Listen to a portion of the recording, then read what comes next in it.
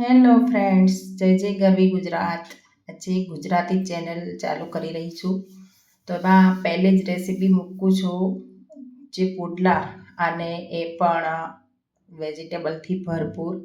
તો મેં એમાં થોડા વેજીટેબલ ચોપ કરી લીધા છે ચોપરમાં, અને એ આપણે બેટરમાં નાખીશું. તો અહીંયા તમારી પાસે કોઈ પણ શાકભાજી હોય કે તમે લઈ શકો છો. અને પુડલાને ચીલાને હેલ્ધી બનાવવા માટે આજે મેં જુવારનો લોટ એડ કર્યો છે. તો જુવારના પુડલા બનાવી રહ્યા છીએ. તો એક બાઉલ ભરીને લોટ નાખ્યો છે, અને જે પેલું ચોપ કરેલું શાકભાજી છે, મીઠું, હળદર, ધાણા જીરું, થોડું લાલ મરચું નાખી શકાય. ટેસ્ટ માટે આપણે ગુજરાતીઓને થોડી સુગર અને મીઠું તો જોઈએ જ, તો લીંબુનો રસ નાખી શકો. હવે આ જુવારના લોટના પુડલા એટલા ટેસ્ટી બને છે કે તમે જરૂર ટ્રાય કરજો.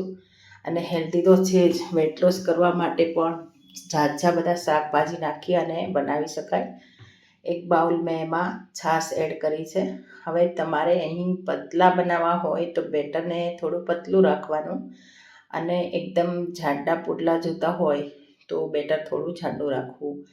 નોનસ્ટિકમાં બનાવ્યા છે, કોઈ પણ જે પેન હોય છે લોટી, એમાં બનાવી શકાય છે. જરૂર પ્રમાણે થોડું એડ કર્યું છે પાણી એમાં. અને શાકભાજી તમારી પાસે જે કાંઈ હોય, મેં દૂધી, એક બટેટું, ડુંગળી, મરચાં, કોથમરી, આદુ, આ બધું નાખ્યું છે. તો તમારી પાસે જે શાક હોય તે તમે નાખી શકો, ના હોય તે સ્કીપ કરી શકો. પછી ઉપરથી આપણે કોથમરી નાખીશું. અહીં મેં સોડા નથી નાખ્યા, તમારે સોડા નાખવા હોય તો થોડા તમે નાખી શકો, પણ આપણે કોઈ જરૂર નહીં પડે.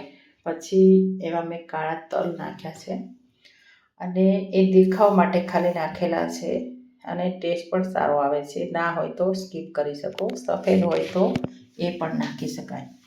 પછી એક પેન ઉપર તેલ લગાવી અને જીવડા તમારે નાના મોટા જે કંઈ તમને ગમે એ રીતે તમે કરી શકો.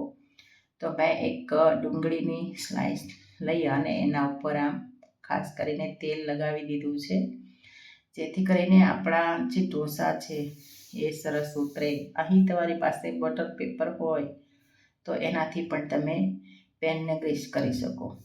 તો આપણે જે બેટર બનાવ્યું છે એમાં તમારે થોડો ટેસ્ટ ચાખી લેવાનો, કોઈ વધારે ઓછું હોય તો તમે એડ કરી શકો, એટલા માટે.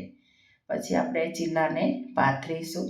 તો મેં પહેલાં તો બહુ જ મોટો એક જે પુડલું છે એ બનાવ્યું હતું, પણ પછી મેં એકદમ નાના નાના પુડલા બનાવ્યા છે. તો આ પહેલું તો બહુ જ મોટું બન્યું હતું મારું, અને પછી આ બીજા મેં થોડા મીડિયમ સાઇઝના બનાવ્યા છે. તો તમે જોઈ શકો છો કે જુવારના પુડલા કેટલા સરસ બન્યા છે, અને એકદમ હેલ્ધી અને ટેસ્ટી છે.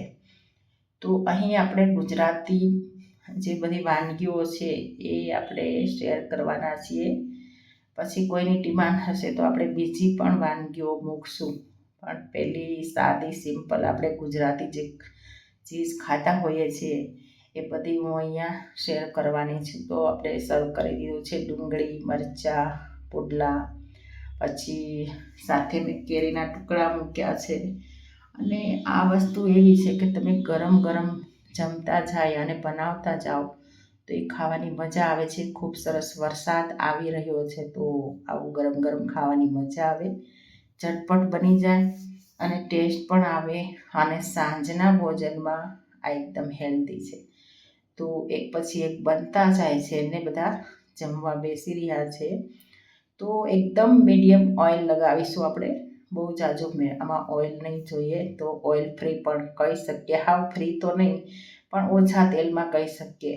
તો આ તમે વેટ લોસ કરતા હો તો પણ તમે આ ખાઈ શકો. તો ખાસ કરીને અત્યારે હું પણ હાલ વેટ લોસ કરી રહી છું, તો એમાં પણ હું વાનગીઓ મૂકીશ અને ડ્રિંક પણ મૂકીશ વેટ લોસ માટેના. તો તમે મને કોમેન્ટ કરીને બતાવજો કે તમારે કઈ કઈ વાનગી ગુજરાતી શીખવી છે, તો એ પણ હું આની અંદર શેર કરીશ. તો તમે જોઈ શકો છો કેવા સરસ આપણા પુડલા તૈયાર થયા છે. તો પ્લેટિંગ તો થઈ રહ્યું છે, પણ આ એકદમ સોફ્ટ બને છે, તો ઉથલાવવામાં ખાસ ધ્યાન રાખવું. તો આજની રેસીપી તમને કેવી લાગી જરૂર કહેજો. સારી લાગી હોય તો મને સપોર્ટ કરજો, મારી ચેનલને સબસ્ક્રાઈબ કરજો. પણ શું આવા સરસ મજાના ગુજરાતી રેસીપીઓ સાથે, ગુજરાતી વાતો સાથે અને કોઈ સારી વાતો લઈને ફરીથી મળીશ. આવજો.